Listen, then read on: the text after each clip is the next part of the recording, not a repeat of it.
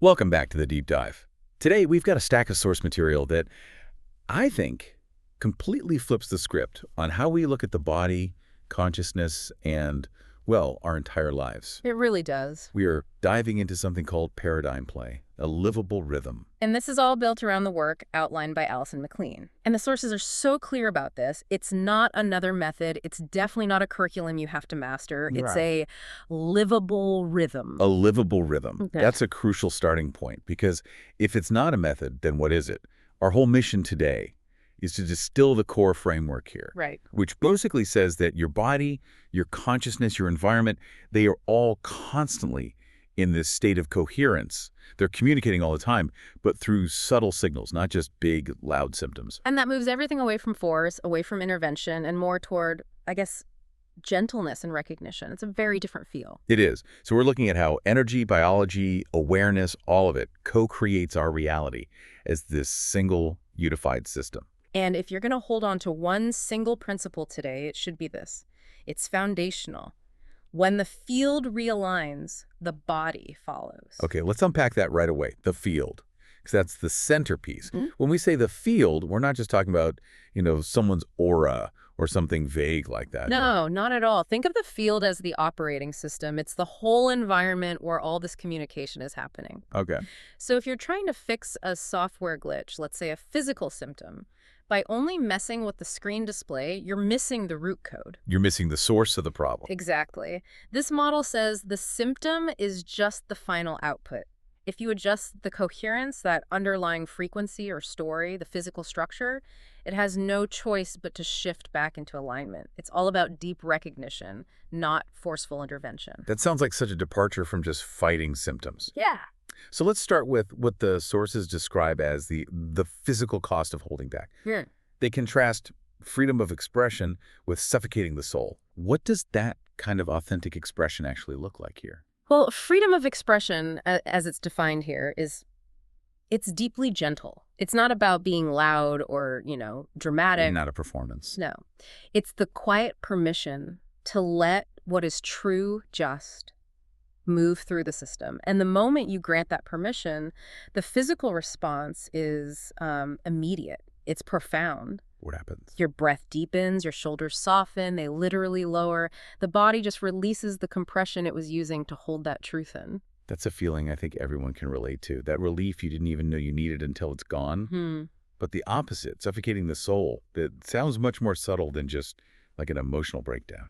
It is subtle, and that's what makes it so draining. It rarely looks like a big crisis. It looks like adapting where your authenticity wanted some space. It looks like being polite where honesty just needed some air, or silence where really critical truth wanted to be spoken.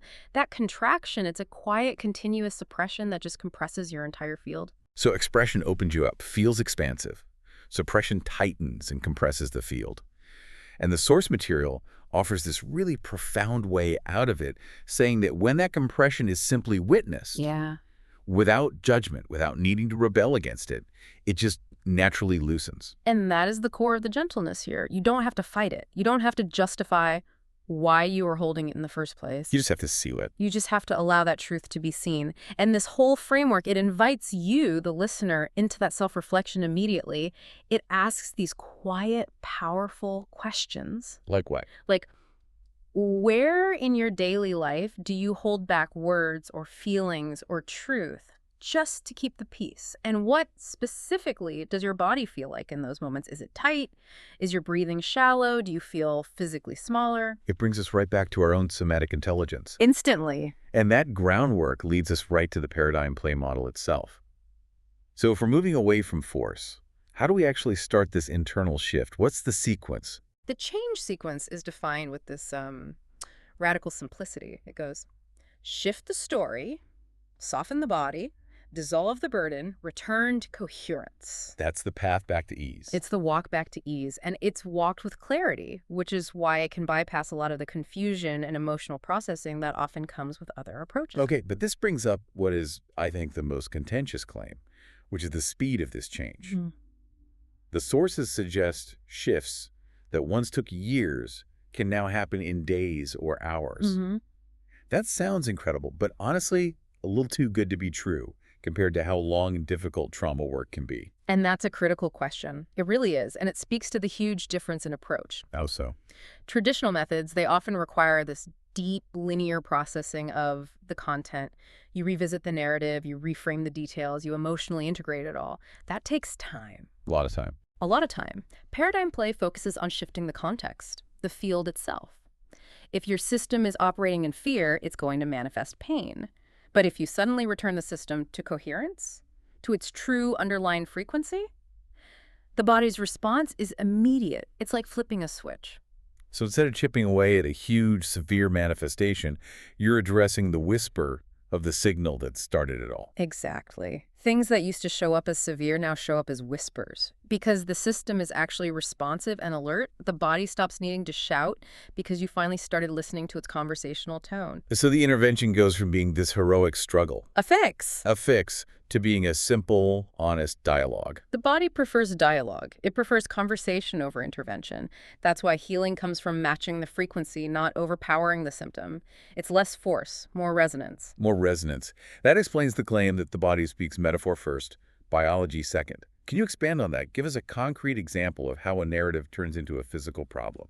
Okay, sure. Think about that common phrase, I carry the weight of the world on my shoulders. Right. If that narrative is held, that belief in this overwhelming responsibility, the physical system just obliges. It creates chronic compression, tension, reduced mobility right there in the shoulders. So the biology is secondary. The biological manifestation is secondary to the felt metaphorical narrative. So when the narrative itself, I no longer need to carry this, when that dissolves, the shoulder tension, which was only ever the expression of that burden, it dissolves right along with it. That's a powerful bridge. So if we accept this possibility, this speed, this conversational nature of healing, we need the map. Yeah. And this is where the 5 co-creating layers come in. Yes, they give you a structured way to navigate this internal conversation. Let's start at the top, the largest governing layer, the field layer. The field layer is what the source calls the original signal.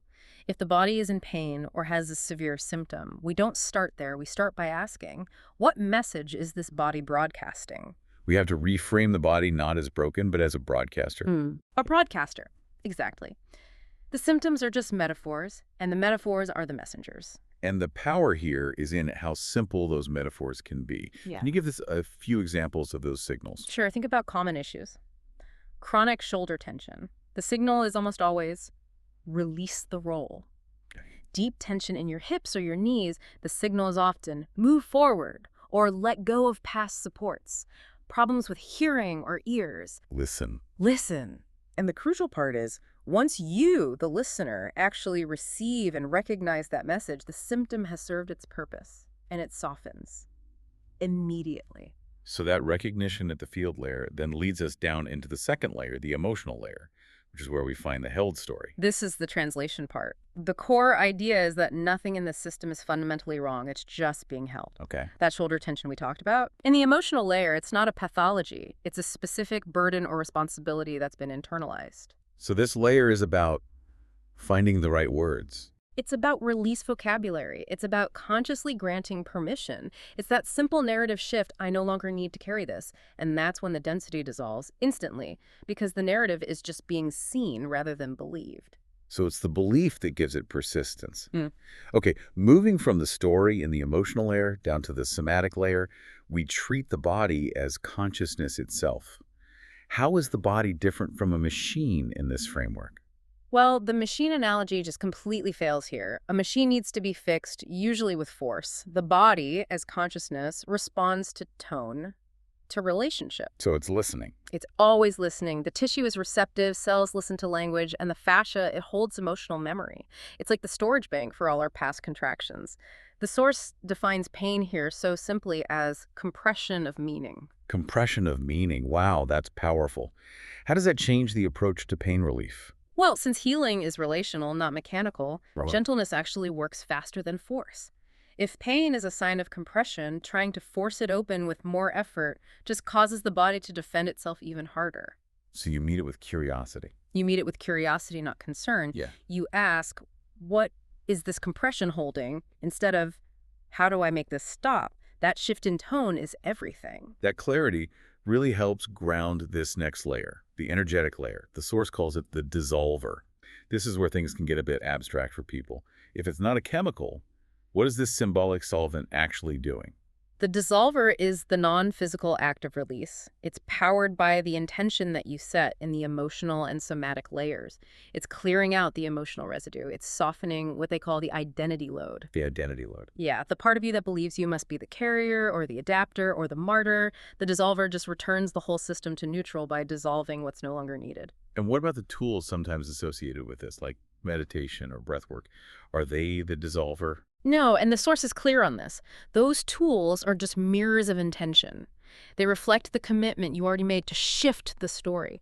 The body responds so quickly, not because the tool is magic, but because respect has returned to the field. So the body recognizes, okay, the awareness is here now. The awareness is finally present and committed to letting this go. Exactly. And that finally brings us down to the physical layer, the gentle anchor, which is the last step in the sequence, not the first. Correct. Yeah. We absolutely honor the need for physical care for medical precision, but coherence is the ultimate healing mechanism. Softness is the new intervention. Once those upper layers have settled the message and dissolved the compression, the physical layer just reorganizes itself with so much less friction and effort. It's a total paradigm shift. From fixing a broken machine to partnering with a conscious being. That's it, exactly. That structure provides a really complete operational map. Now let's widen the scope, because paradigm play doesn't stop at the skin. It says there are no separate areas of life. Only life appearing as work, money, relationships. This is the idea of universal correspondence. It's the ultimate feedback loop. What we encounter out there in the external world, a difficult boss, a constant delay, a financial block, it's not necessarily the cause of our problems, it's a correspondence, a reflection of what's stirring and unresolved within us. So life is just legible feedback. Perfectly legible. So if I'm having constant tension with a colleague, the correspondence might be that I'm holding a similar tension toward myself. Exactly. And without any need to assign blame to you or them, it just reveals where you have tightened around an expectation or a held story. It changes the entire interaction from a conflict you have to manage out there to an internal message you need to receive and hear. I love the analogy the sources use for repeated situations. They say it's not punishment, but a hand resting again on the same place, waiting until it's felt. It completely reframes frustration, doesn't it? If you keep hitting the same wall financially or relationally, the message isn't you failed, it's, hey, this message hasn't been received yet, please listen. We see this play out so beautifully in high-pressure scenarios, like sports and performance. That's where that internal-external connection is just so visible. Oh, absolutely. In sports, the focus is always on discipline, on force. This paradigm suggests that when an athlete hits a slump, the message isn't train harder. It's a signal that their attention has drifted from sensation, that livable rhythm of the body, into expectation. The story, what they should achieve. Right. The scoreboard is not the message. The message lives in rhythm and breath. And this model applies to the coaches, too. The sources draw a really sharp contrast between two types of leadership. They do. There's the coach who teaches from what is still unsettled within them. They're sharing fixes, concepts, anxieties, because they're still mid-conversation with their own understanding. Their energy is prescriptive. It's demanding. And then there's the coach who is operating from that place of coherence. Their presence carries more coaching than their speech ever could. They get that pressure is just a story, and that flow is our nature. Their leadership is anchored in their own coherence. Their breath, their posture, their listening, it all moves together. So they aren't teaching discipline. No, they're demonstrating consistency as coherence, just finding its rhythm. They trust the game because the game will always reflect the inner stance of the player. This principle really is universal. In business, urgency crowds the day. Burnout reflects postponed presence. In a relationship, defensiveness closes the space. While curiosity invites a meeting, it's all the same movement. Expansion and compression. There are no separate domains of life, only life appearing in different accents. So to bring it all back and summarize the essence of paradigm play, it's about meeting each moment with curiosity instead of correction. And respect instead of resistance. It doesn't require anything dramatic, just a pause. A willingness to listen to the dialogue that is already happening. And the ultimate shift in perspective here is that we are not being shown who we should be. We are simply being reflected as we are being. Life isn't an object to manage or a puzzle to solve. It's a voice that uses financial delays, quiet afternoons, and interpersonal tension the same way the body uses a tight shoulder or a shallow breath. It lets us stop forcing life and start living it conversationally. Which leaves us with this final, provocative thought for you to consider. If the highest goal of this paradigm play is not to fix or manage life, but simply to listen to its conversations, what is the sound of your life trying to get your attention right now, beneath the noise of what you think you should be doing?